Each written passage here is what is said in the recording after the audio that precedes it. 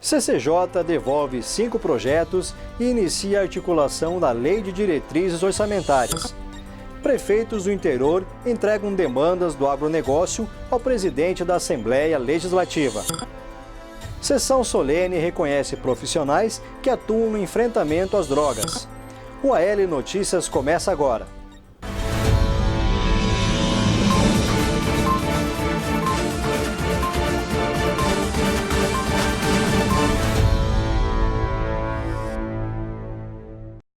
Comissão de Constituição, Justiça e Redação da Casa de Leis devolve 5 projetos, sendo 3 com parecer favorável. Na oportunidade, os membros da CCJR iniciaram a análise da LDO, a Lei de Diretrizes Orçamentárias do próximo ano.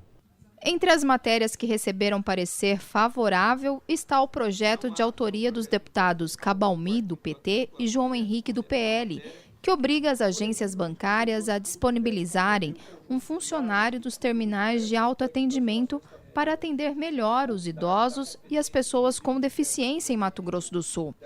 O revisor da matéria, o deputado Marçal Filho, do PSDB, destacou a unanimidade pela regular tramitação do projeto.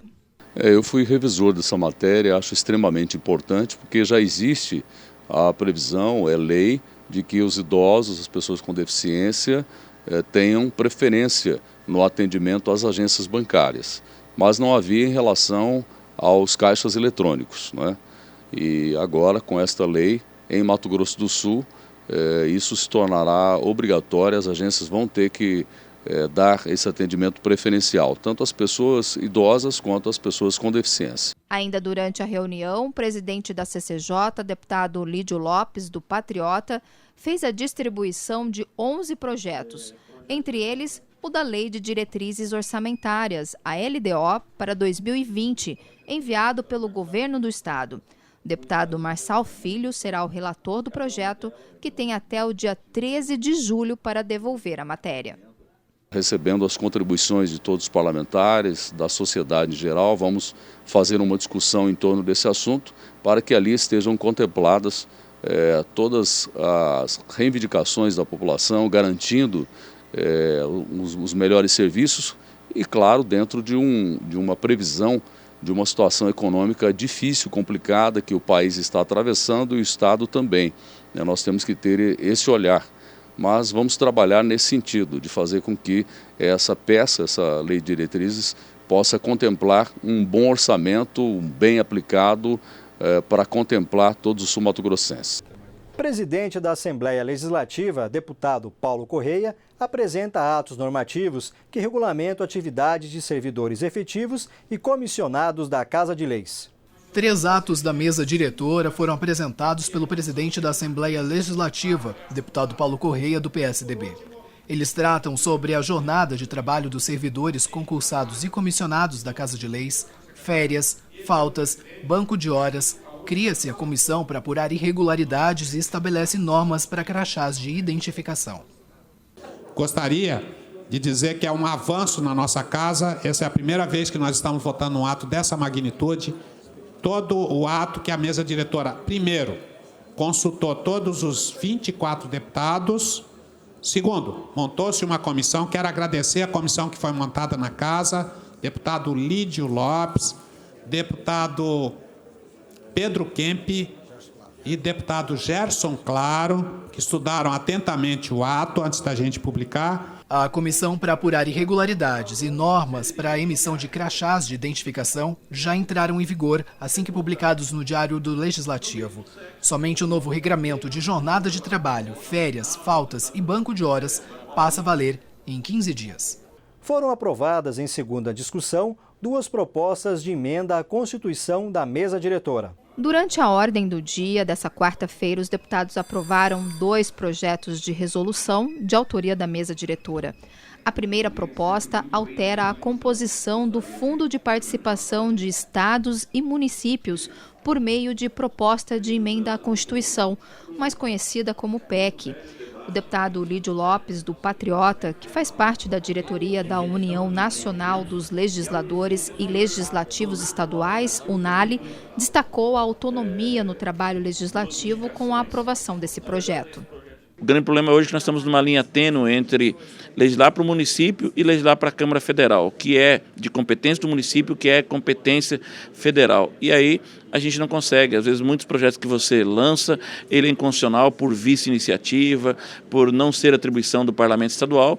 Com isso, a Unali avança através dessas PECs, buscando realmente essa autonomia, essa independência maior, com mais poder de legislador. No mesmo sentido, o segundo projeto de resolução aprovado pelos deputados inclui a iniciativa popular como ação para a apresentação de projetos de lei. Um grande avanço também, porque ela tem a prerrogativa, que era do parlamentar federal, e através da Unali com a participação dos estados, e agora com isso a Unali busca a participação popular.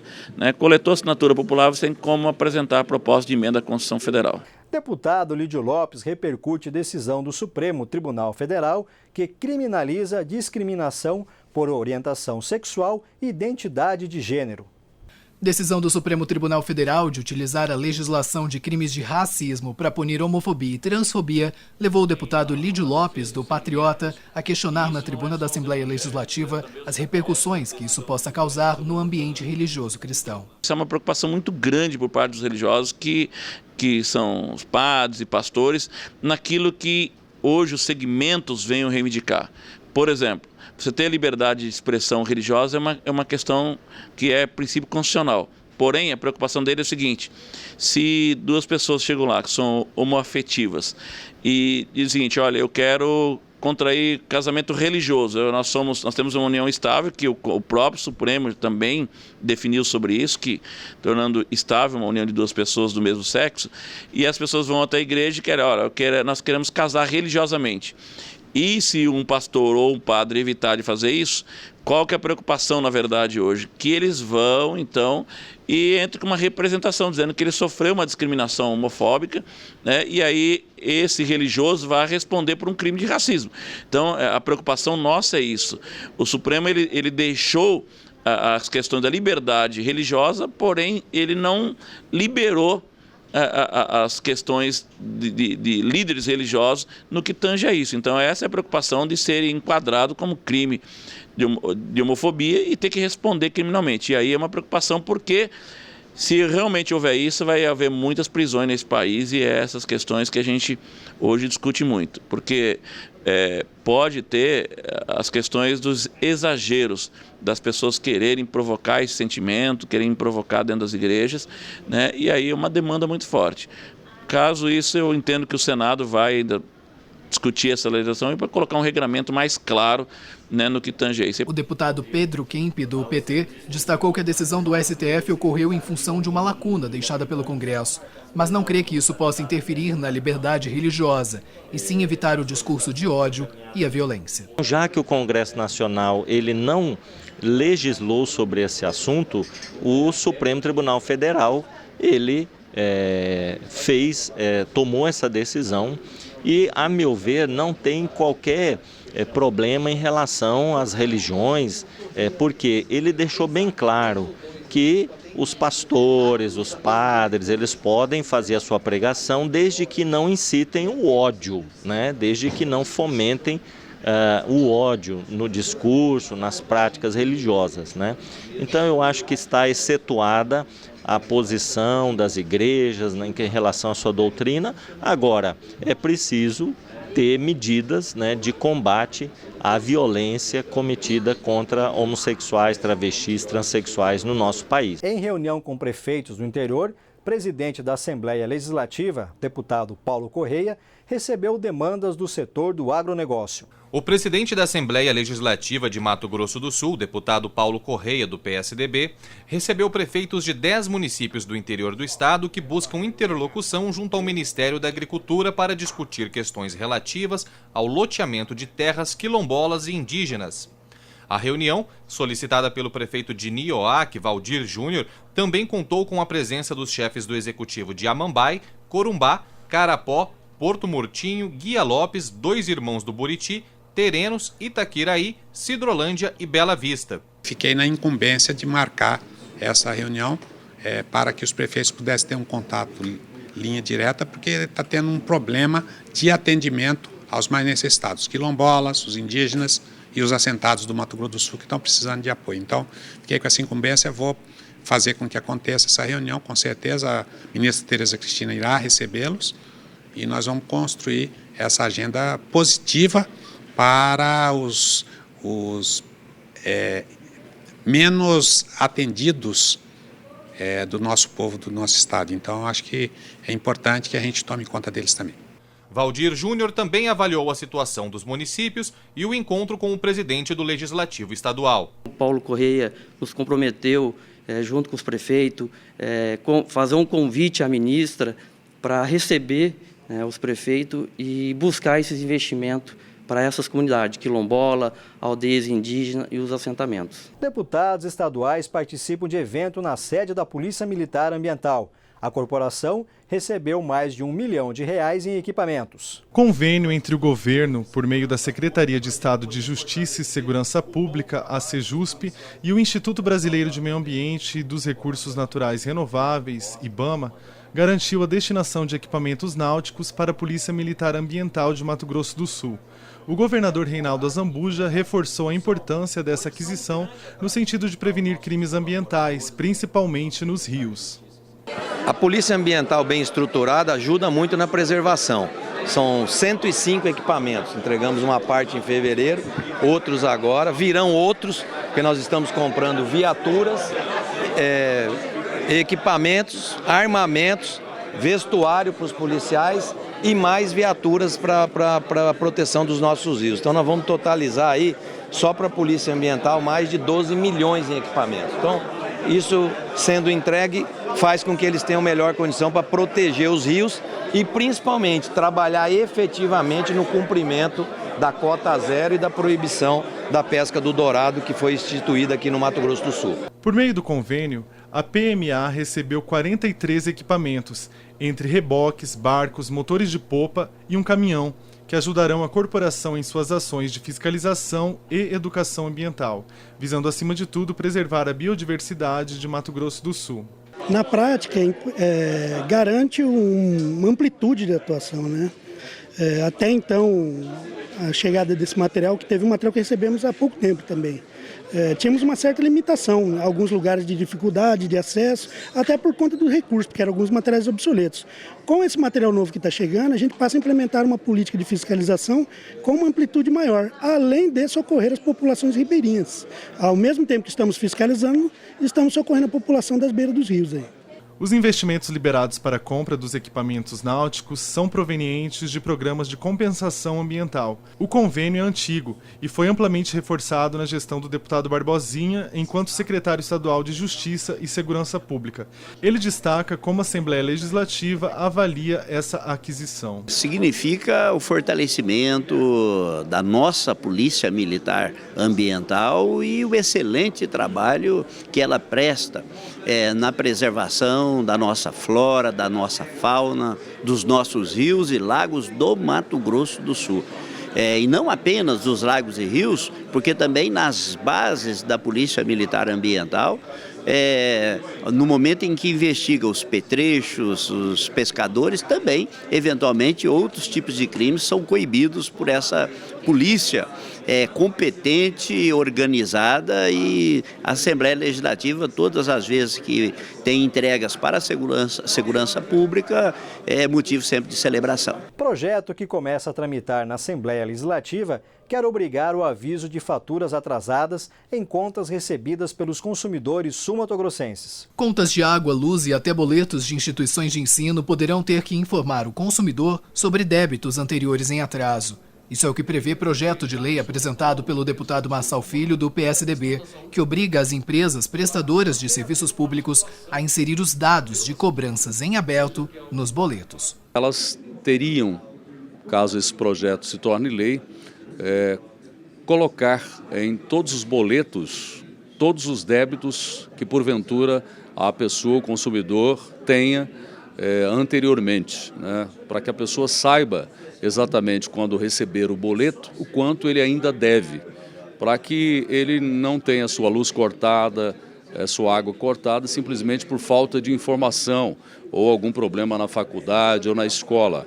Isso não onera em nada, são apenas informações que viriam ajudar o consumidor para que não chegue a este ponto e também faz com que as empresas sejam beneficiadas, porque elas também facilitando a vida do consumidor, podem permitir que eles não fiquem inadimplentes. Ainda conforme o deputado, a medida tende a ajudar as empresas a reduzir a inadimplência, ao manter o consumidor informado sobre eventuais débitos em aberto. O texto segue agora para a análise da Comissão de Constituição, Justiça e Redação. Na tribuna, o deputado Barbosinha alerta sobre possível fim do convênio entre os governos federal e estadual no combate às drogas em Mato Grosso do Sul. No dia 27 de julho deste ano, encerra o convênio firmado entre a União, por intermédio da Polícia Federal, e Mato Grosso do Sul, através da Secretaria de Segurança Pública, a Sejusp. Esse convênio tem por objetivo manter a cooperação do Estado na execução dos serviços de prevenção e repressão aos crimes de tráfico ilícito. Segundo o líder do governo, deputado Barbosinha do DEM, o Estado já notificou o Ministério da Justiça para que ocorra uma nova pactuação, desde que seja com mais equilíbrio. O governador notificou todas as estruturas federais, dizendo que deseja que seja designado pelo Ministério da Justiça alguém que o represente para poder tratar do equilíbrio. Não é que o Estado não quer renovar o convênio. O Estado ele quer um equilíbrio em relação a isso, porque Mato Grosso do Sul só ficou com ônus. Ao apresentar dados fornecidos pela Sejusp, o deputado Barbosinha disse que entre 2015 e maio de 2019, as forças policiais estaduais já apreenderam quase 1,5 milhão de quilos de drogas. Em decorrência do volume de apreensões, o Estado possui cerca de 7.300 presos, ou seja, 40% da população carcerária é oriunda do crime de tráfico internacional. Atualmente, o custo anual com estes presos é de 133 milhões de reais, custo que deveria ser dividido com a União e não é. A Polícia Federal não está estruturada, não está equipada. O governo federal, ao longo desses anos, não cuidou de preparar essas polícias para a sua função, para a sua missão. Mato Grosso do Sul vem cumprindo isso, mas chegou a um ponto de exaustão. O Estado não tolera mais, o Estado não tem mais como suportar isso e é muito importante que a sociedade compreenda e as estruturas federais têm pleno conhecimento disso, que a partir de 27 de julho, se não ter uma nova negociação, um novo convênio, o governo não irá reativar o convênio, nós teremos aí um caos nessa área instalada no Estado. Por proposição dos deputados Antônio Vaz e Eduardo Rocha, a Assembleia Legislativa realizou sessão solene para homenagear entidades e pessoas que trabalham no enfrentamento e no combate ao crack. 12 pessoas e 2 instituições que trabalham na linha de frente do combate ao crack e outras drogas em Mato Grosso do Sul tiveram suas ações reconhecidas por meio da entrega de medalha. Um dos proponentes do evento, o deputado Antônio Vaz, destacou o importante papel do Legislativo nesse enfrentamento. A Assembleia Legislativa ela vem desenvolvendo um trabalho muito importante, não só na área, no combate às drogas, o crack em si, mas em outras situações também. Então, a Assembleia Legislativa está de parabéns por esse trabalho que está realizando. O envolvimento, acho que de todas as classes, é muito importante essas instituições, tanto a Igreja Católica, a Igreja Evangélica, a Polícia Militar, Civil, a Polícia Rodoviária Federal, a Polícia Federal em si. Quer dizer, eu estou muito feliz porque eu vejo que tem pessoas que estão preocupadas com isso, estão abraçando essa causa e trabalhando conosco, em favor dessa causa. E eu tenho a certeza que nós vamos vencer. Nós vamos vencer esse mal que é as drogas. Para esse pastor, que já foi viciado em drogas por 7 anos e hoje coordena projeto de uma igreja evangélica que consiste no oferecimento de tratamento a quem é usuário, a dependência química é um mal do século, mas pode ser vencida. Dependente químico, na sua maioria, eles não assumem que são dependentes, só são usuários. E a gente tem mostrado isso para eles, que o vício, até que para a ciência, é uma doença incurável, progressiva e fatal. Eles dizem que tem tratamento, mas não tem cura. E nós temos provado para as pessoas que vício tem cura. Porque eu também fui viciado, nós também vivemos na dependência por 7 anos.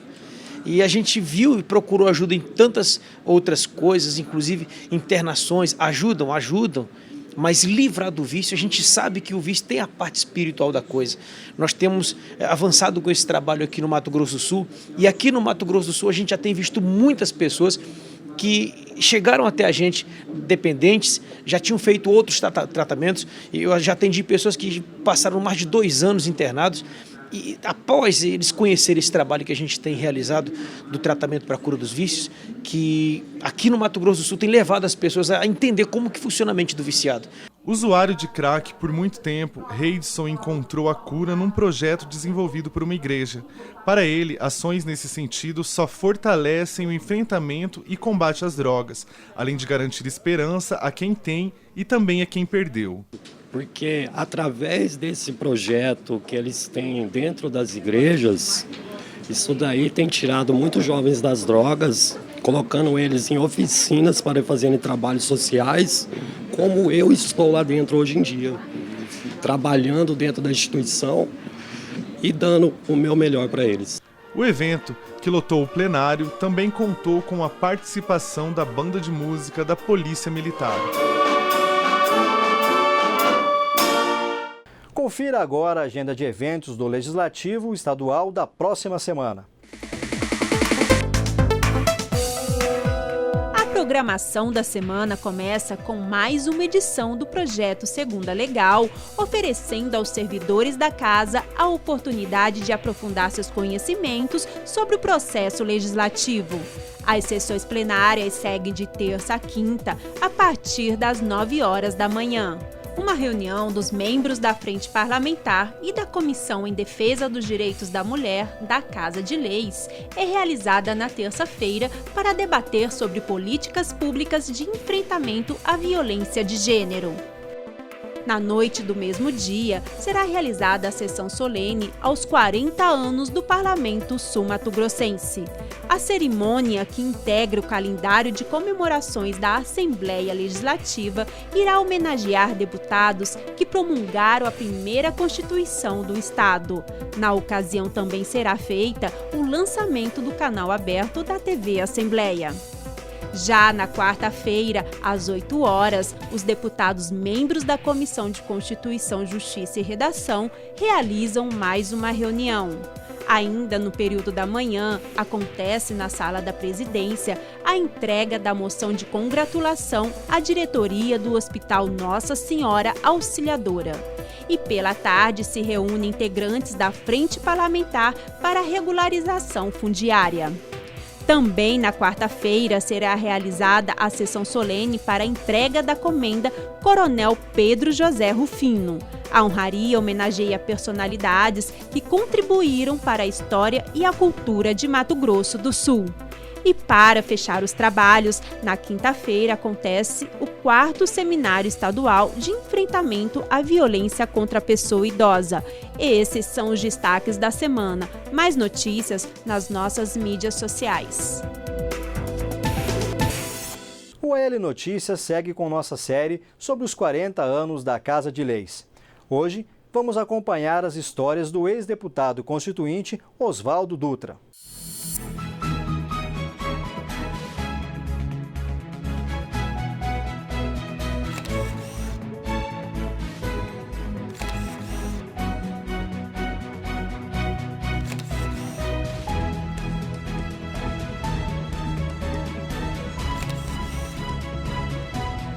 Décadas de história. A Assembleia Legislativa completa em 2019 40 anos de sua criação.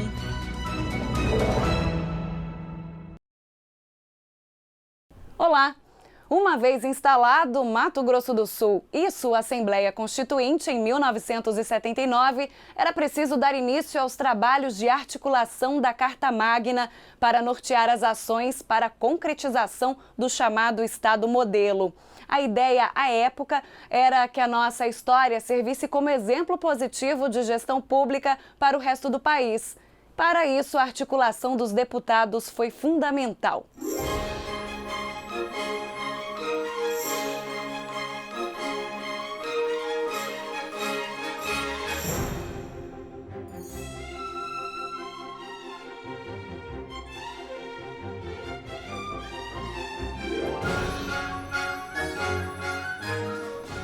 A esperança era, sim, de criar um estado diferente, fora dos moldes convencionais, mais moderno, mais desenvolvido e com oportunidades para todos.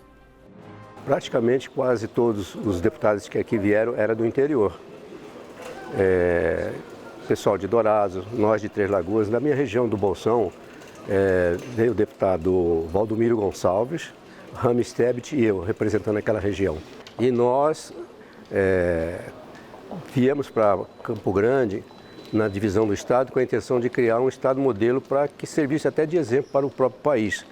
Imbuído desse espírito de luta, de empreendimento, para que pudéssemos, né, criar esse Estado modelo, é que muitos de nós saíram candidatos, porque a maioria do pessoal que aqui veio eram profissionais liberais. Nós viemos mais convidados pelos líderes da época para que pudéssemos, né, realmente, com nossos conhecimentos, com as nossas vontades de realmente fazer um Estado modelo, chegássemos a Campo Grande para representar determinadas regiões, porque no período nós conhecíamos melhor as nossas regiões e cada região tem a sua peculiaridade.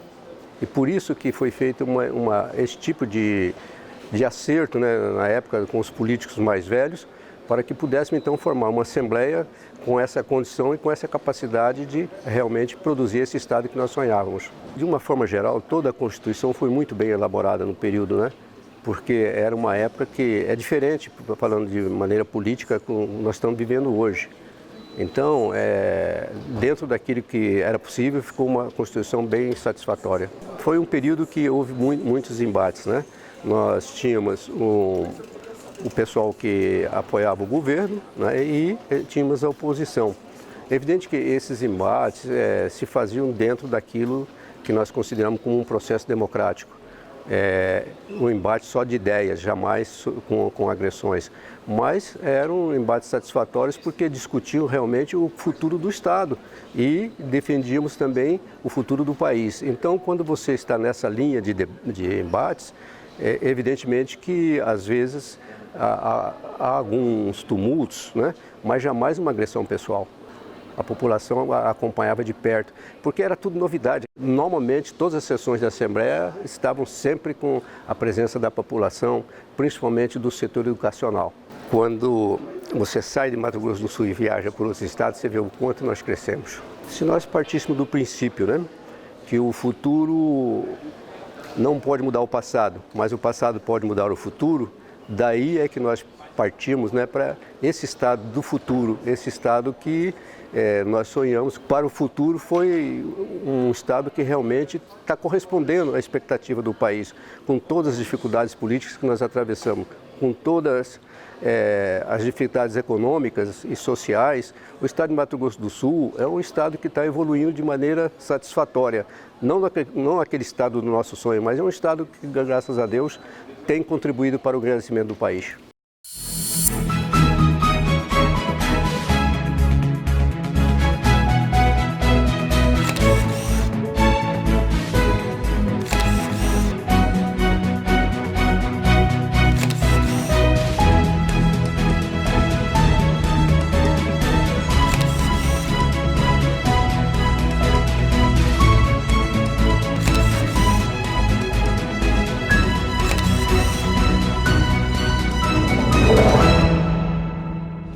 O L Notícias fica por aqui. Continue acompanhando a nossa programação pelo canal 9 da NET ou pelas nossas mídias sociais. Até mais!